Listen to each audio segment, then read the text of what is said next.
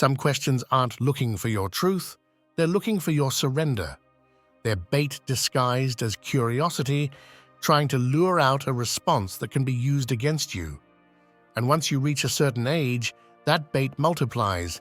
Family, acquaintances, even strangers start to feel entitled to dig into your life as if it were public property. Here's the uncomfortable truth. If you don't learn to stay cold, you'll end up answering from guilt, justifying every step you take, explaining your silence as if it were a mistake. And no one should have to justify their right to peace. Today, I want to show you the 8 questions you should never answer.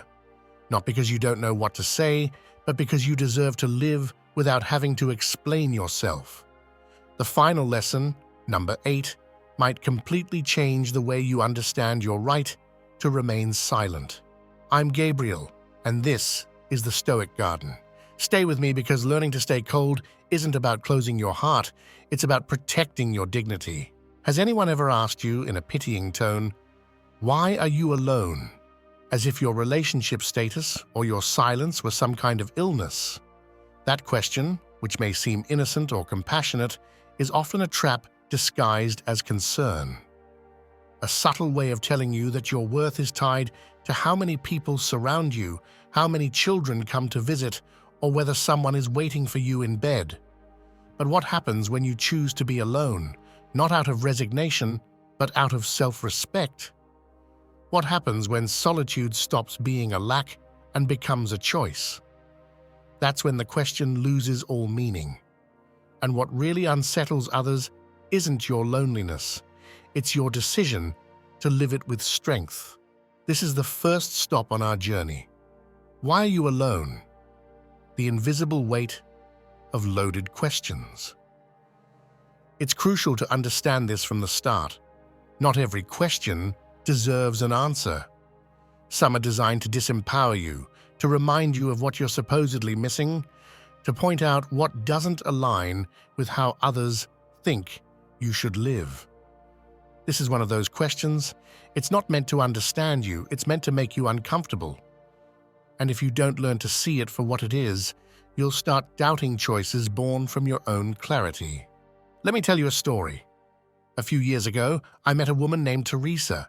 She was 72, a widow for over a decade, and lived alone in a small but bright house, with a garden she cared for like a temple.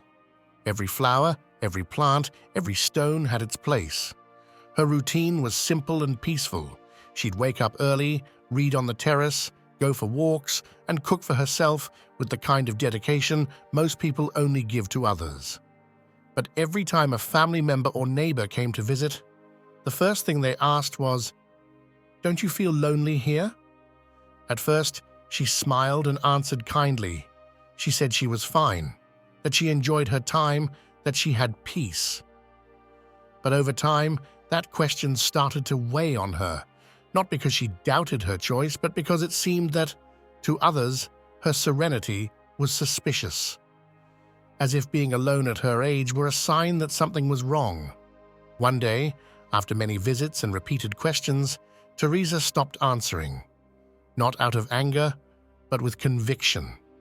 She learned that she didn't have to justify the way she lived, that her peace was not up for debate or pity. She told me something I've never forgotten. "I'm alone, but I'm not abandoned. I'm alone because I learned to listen to myself." That's the wisdom I want to share with you today. They're not asking because they care. They're testing you. They want to see if you still crave their validation, if you still doubt your path. And when you don't answer, when you stay calm and composed, they realize they can no longer reach you through judgment. Stoicism teaches that true freedom begins when you stop living by other people's expectations. Marcus Aurelius wrote, "The soul becomes stronger when it relies on itself." That's the goal. Not forced solitude, but a presence with yourself that needs no explanation or defense. You didn't come into this life to convince anyone that your choice is valid. You came to live in peace, even if that peace seems strange to the world. So next time someone asks why you're alone, look at them with the calm of someone who no longer needs to explain. And if you feel the need to say something, just say this, because that's when I hear myself best. Nothing more. Because your life is not an open question for others to answer. It's a garden that only blooms when you choose who to share the shade and sun with. Silence born from conviction is more unsettling than 1,000 explanations. And once you stop justifying the way you live, many will try to find another way in, this time disguised as concern, cloaked in emotional affection. That's why, after asking why you're alone, comes the next trap dressed as intimate conversation. We've reached the second key point in this video. Do you still believe in love? When your emotions become someone else's entertainment? This question, almost always asked with a mix of irony and fake tenderness, isn't meant to understand what you feel. Its real purpose is to expose your wounds, test your vulnerability, make you question your desires. Deep down, it challenges whether you still have the right to dream, to feel, to hope. Because at this stage, many people think there's no more room for that. That love, desire, deep connection, those are luxuries reserved for young bodies or lives without history. But that's a cruel lie that has silenced the emotions of countless women, out of shame, out of fear of seeming ridiculous, out of not knowing how to explain that they still feel, still hope, still burn. Stoicism doesn't deny emotion, it brings order to it. Seneca said the wise don't eliminate their passions, they turn them into directed strength. What we must reject isn't love, but the pressure to explain what we feel or why we feel it. You're not obligated to justify your hope. No one should ask you to prove that you deserve to feel loved. And even less, no one has the right to turn your emotions into small talk just to ease their own emotional boredom. This question isn't just offensive, it's dangerous, because if you're not rooted in yourself, it can crack open old wounds. Maybe you've spent years building a fragile peace, making peace with your past, accepting that the love you gave didn't always return. Maybe you've learned to love yourself without needing another body beside you, without the validation of a partner. But a single phrase can shake all that if your inner foundation isn't strong. Do you still believe in love? Can make you revisit your failures, your heartbreaks, your past decisions, and if you let it, you might fall into the trap of thinking there's no point in trying again. The emotional resilience you need now isn't about shutting the world out. It's about knowing that your emotions are yours, not a spectacle for others. Believing in love doesn't mean you're looking for a partner. Maybe you've found a way to love your life, your days, your body. Maybe a song still moves you, a letter, a walk in silence. That's love too. And if someone doesn't understand that, it's not your job to explain it. What's at stake here isn't just your heart, it's your right to live with emotional depth without being judged. Many women, feeling watched or judged, choose to suppress their emotions, to grow cold not out of conviction, but out of fear. And that's one of the quietest ways to die while still breathing. Because when you shut down your ability to feel, everything begins to lose color. Conversations become hollow, routines feel heavier, and the soul starts to wither. Let me say this as clearly as I can. You don't have to answer that question. You don't have to justify whether you still believe in love or not. That's a conversation that belongs only to you. At this stage, your sensitivity isn't a flaw, it's your strength. Because you've loved, you've lost, you've survived, and you're still here. That is your victory. So when someone tries to dig into your emotional world with that question dressed up as curiosity, remember that you can simply smile and stay silent. Not everyone deserves to step into that sacred space where your purest feelings live. Because while loving is an act of openness, it's also an act of sovereignty. And you, now more than ever, have the right to protect what you feel with the calm coldness of someone who's learned not to give their soul away lightly. When you decide to protect your emotional life from outside judgment, something shifts inside you. You start to see more clearly what once confused you, and you realize that it wasn't love that hurt, it was the pressure to explain it. But it doesn't end there. Because the moment you take some distance, another form of control shows up, this time disguised as advice. We've reached the third point of this video, and this is where things begin to change. Don't you think you're too old for that? Breaking free from emotional blackmail dressed as concern. This question is poisonous. It doesn't sound aggressive, but it cuts just as deep. It's a way of telling you that your desire, your curiosity, your projects no longer have a place, that you should settle down, stay quiet, stop stirring things up with your need to move forward. But you know what? That question isn't about you. It's about the fear others feel when they see you alive, because your vitality unsettles those who had already buried you emotionally. Every time you start something new, make an unexpected decision, or show interest in something that's supposedly not for you anymore, you're breaking the script others had written for you. And that bothers them. Here's a practical strategy you can apply right away. Stop announcing what you want to do. Just do it. Quietly, calmly, without asking for permission. Don't explain why you signed up for that workshop, why you changed your haircut, or why you've started walking alone in the mornings. Every explanation is an invitation to be questioned. But when you act without justifying yourself, you reclaim an inner power that doesn't need validation. Marcus Aurelius said, "Dignity consists in doing what one must, not in talking about it." You're not here to explain yourself, you're here to live with meaning. Think of it this way. A candle lit in the middle of a dark room. If you protect it, if you keep it still, its light is enough to show you what you need to see. But if you move it too much, if you try to show it to everyone, the wind blows it out. That's how it is with your decisions. The more you talk about them, the more exposed they become. The more you live them from within, the stronger they grow. You are not too old to begin anything. You are alive, and that's enough. Yes, the body tires. Yes, the pace changes. But as long as you can think, feel, and choose, you can begin.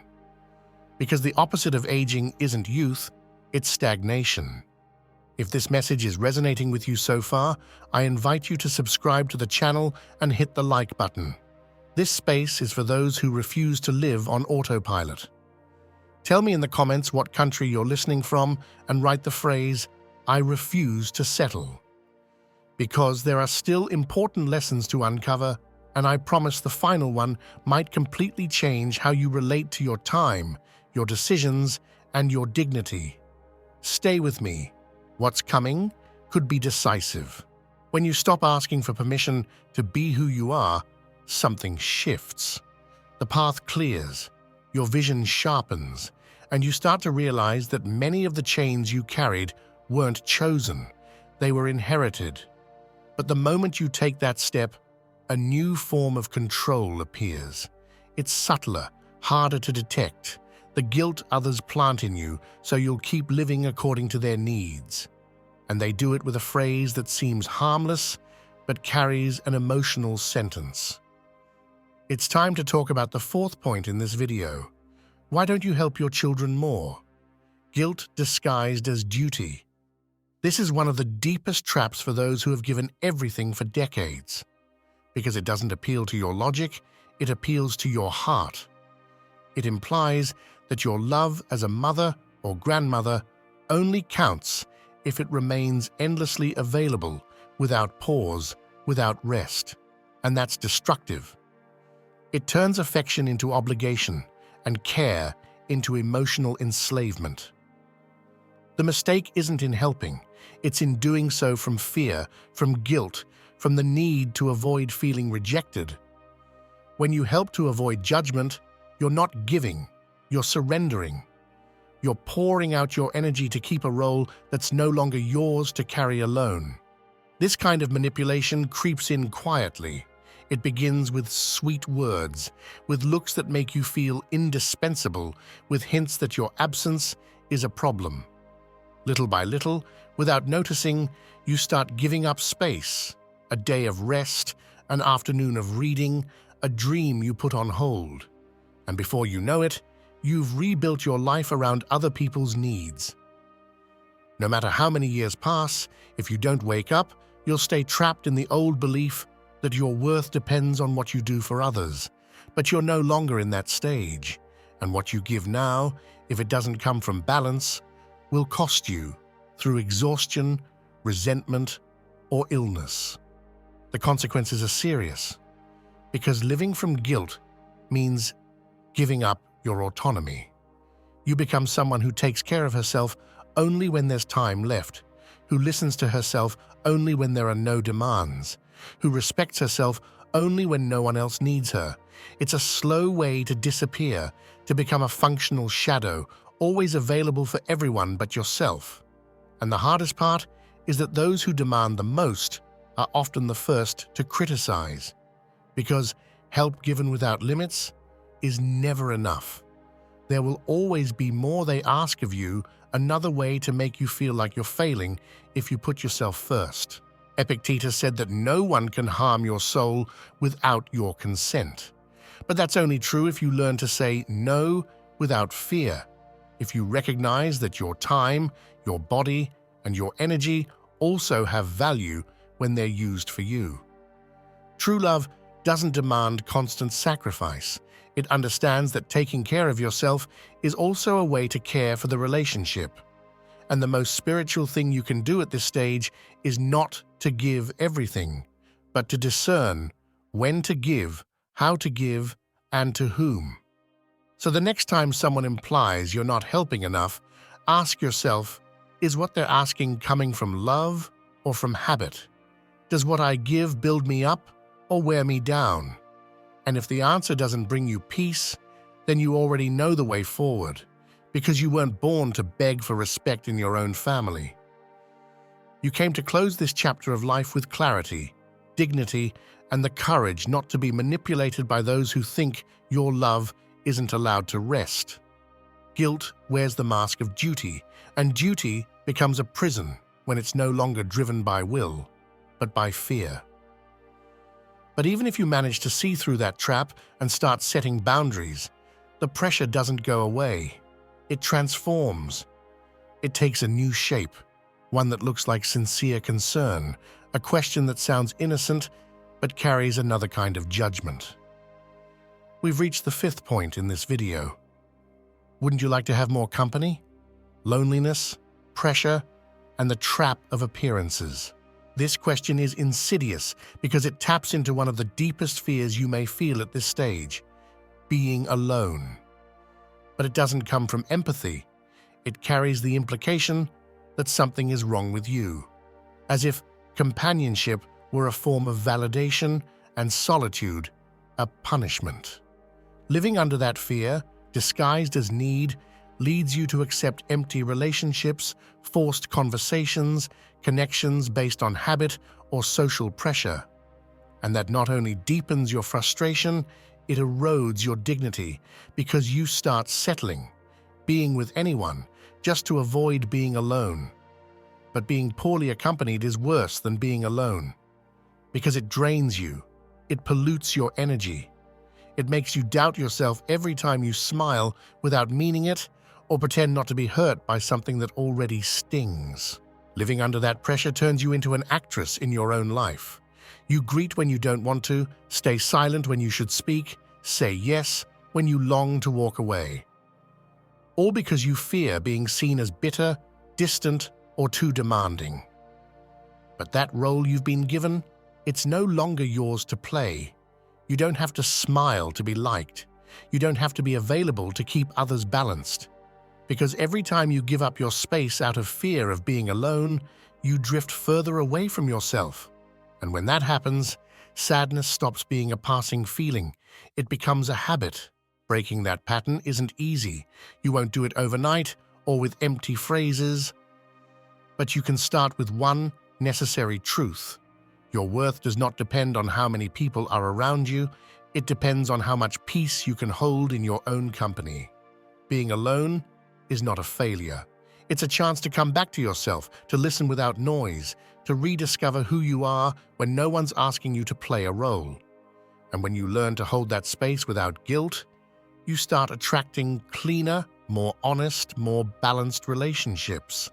Because you're no longer looking for company to fill a void, you're looking to share your fullness. The mindset you need isn't one of isolation, it's emotional autonomy. It's not about shutting people out, it's about discernment. Understanding that not every presence adds to your life and not every absence takes away from it.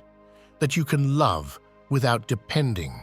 That you can share without sacrificing your peace.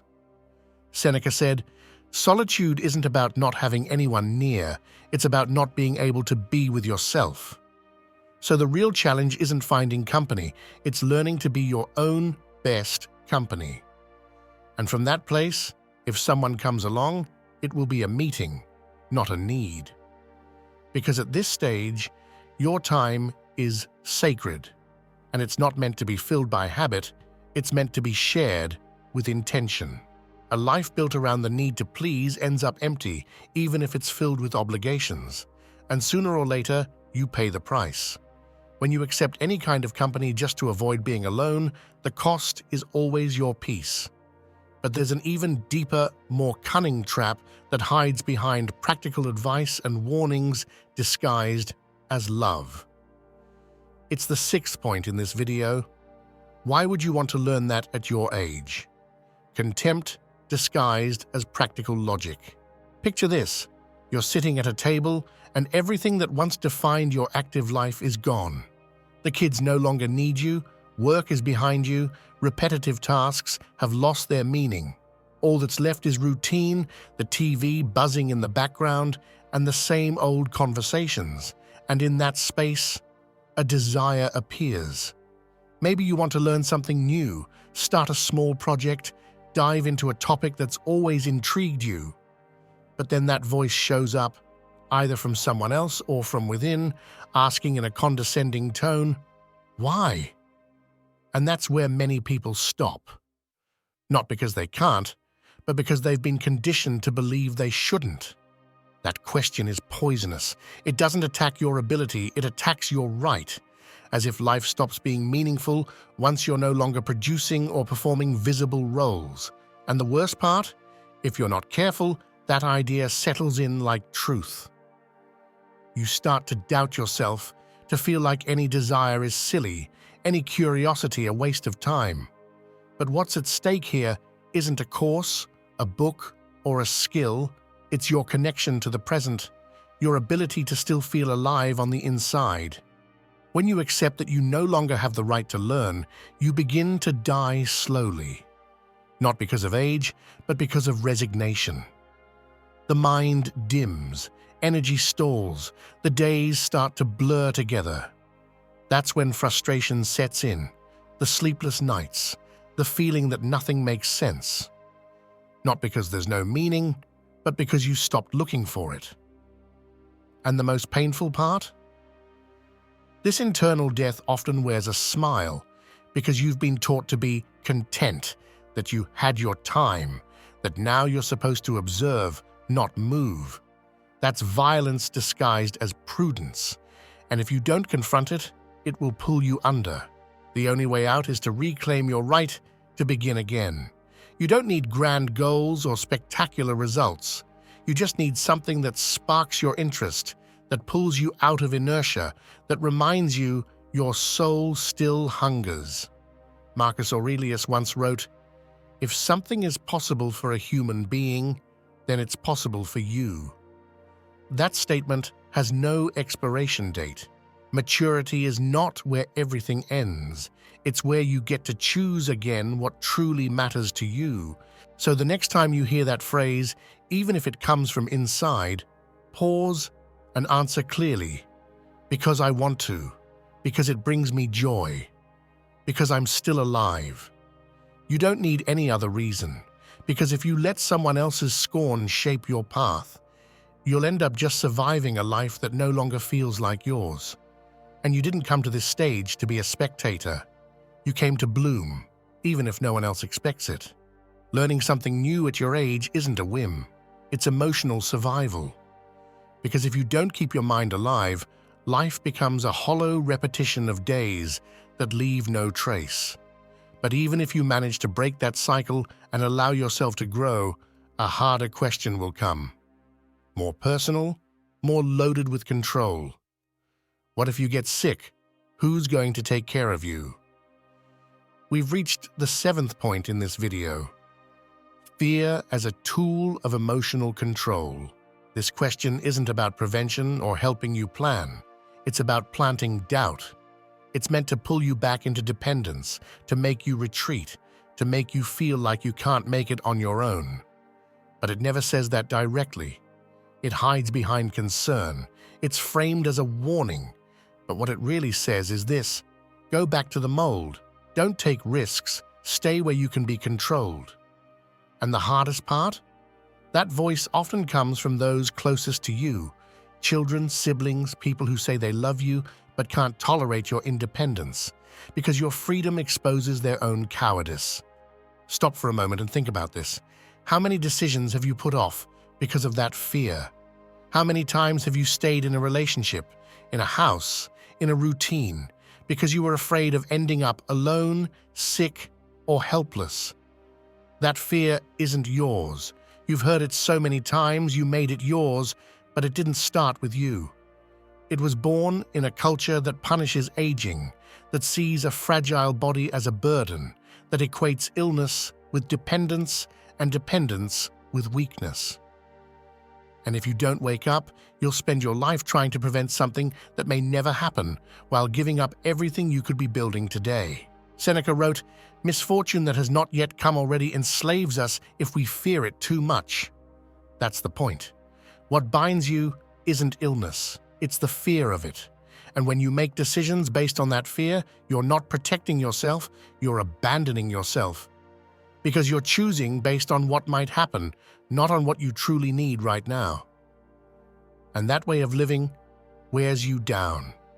It makes you anxious, makes you dependent, and worse, it convinces you that you're being careful, when in fact, you're surrendering your right to choose. There's no transformation if you keep waiting for safety to come from outside, because there will always be a reason not to move, not to change, to stay where you no longer grow. Yes, the body might get sick.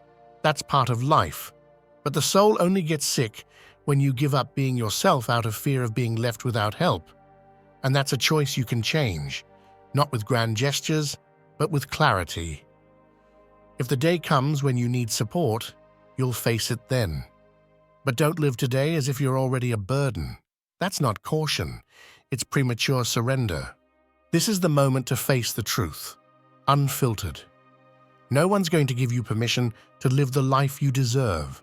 No one's going to set you free if you don't choose to be free. So don't answer that question. Don't justify yourself. Don't explain your plans out of fear of seeming reckless. Your dignity isn't in preventing every risk. It's in facing your life with courage. And if one day you do need support, let it come from freedom, not from submission. Because even sick, even fragile, you can still be yourself. And that's what matters. The fear of illness is real, but it can't be the one steering your life. Because if every decision you make is driven by what might happen, then you're already living in captivity. That's the most subtle trap of aging, turning prevention into paralysis and prudence into an excuse to stay still. But even if you manage to see through that, even if you take the step to choose for yourself, there will be a reaction. Not everyone will celebrate your autonomy. Some will start calling you cold, distant, selfish. And that's when one of the most hypocritical and manipulative phrases shows up. Why have you been so distant lately? We've reached the 8th and final point of this video. The price of putting yourself first in a world that prefers you available. This isn't a compliment to your growth. It's a complaint disguised as affection. It's what people say when they no longer have the same easy access to you, when you're no longer always available, when you've started setting clear boundaries.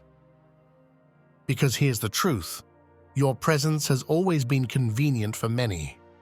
They wanted you close because you solved things, you supported, you held it all together.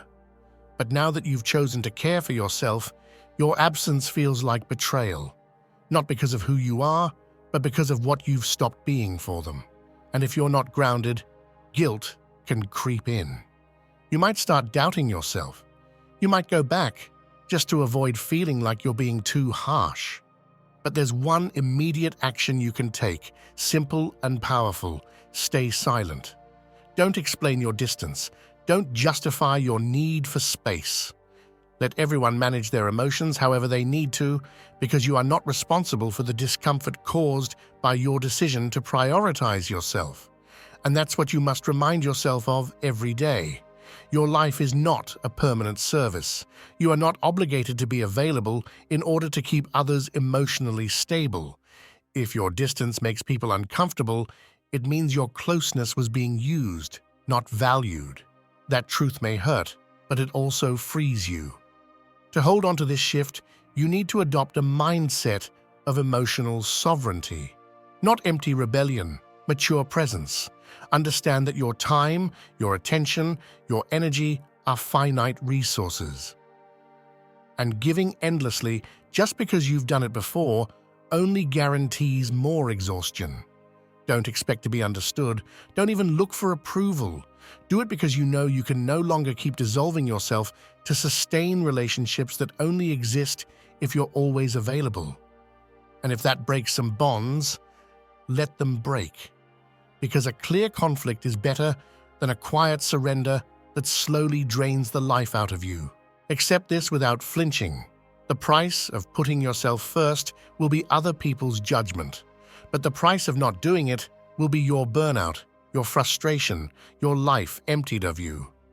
And that's the one loss you cannot afford, because no one will give you back the years you spent not thinking about yourself. No one will offer an apology for asking too much of you, and no one, absolutely no one, will live your life for you. So if today you're more distant, let it be because you finally chose to be closer to yourself. Because that distance isn't rejection, it's clarity. And if someone can't understand that, let them face their own wounds. You didn't come to this stage of life to keep being useful. You came to reclaim what's yours, your time, your dignity, and your silence. If you've made it this far, it's not out of curiosity. It's because deep down, you know you can't keep living according to other people's expectations. You've listened, one by one, to the questions that have quietly shaped your decisions for years. Questions that weren't genuine. They were disguised forms of control, guilt, and emotional manipulation. And you know it. You know that if you don't act now, routine will become a sentence, and your days will slip away through justifications, excuses, and silences that don't save you. You're standing before a choice you can't avoid. Keep surrendering or start reclaiming yourself. No one will do it for you. This isn't a message of comfort, it's a wake-up call. I honor those who've made it to the end of this video. Not everyone does. Not everyone can face themselves with such honesty. Not everyone can bear to hear that maybe they've lived too long based on what others expected of them. If you're here, it's because you chose to see, and that alone is an act of strength. Let me know in the comments. Write the phrase, "My peace is not for sale," and tell me what country you're watching from. That simple statement isn't just a slogan, it's a declaration of emotional sovereignty, a sign that you're ready to make decisions without apologizing for wanting to live with meaning. I'm Gabriel, and this is the Stoic Garden. This channel doesn't exist to entertain or to sweeten your afternoons. It exists to give you direction when everything around you is pushing you to settle. There are no empty promises here, only truths that may hurt, but also awaken. Because you deserve to finish this life feeling alive, not decorating a routine that no longer represents who you are. Subscribe if you haven't yet. Not for me, for you. so you can be part of a community of women who've chosen to take back control of their story, even in the final stretch. And if this content stirred something in you, share it with someone who needs to hear it. Sometimes a truth said at the right time can change the course of an entire life. Don't let this conversation end here. On your screen, you'll see 2 more videos that can help you go deeper into everything we've explored today. Choose one, take the next step. Because this wasn't a conclusion, it was a door you've just opened. And only you can decide whether to walk through it or turn back. I'll be here every week to walk this path with you, with clarity, with strength, and with respect.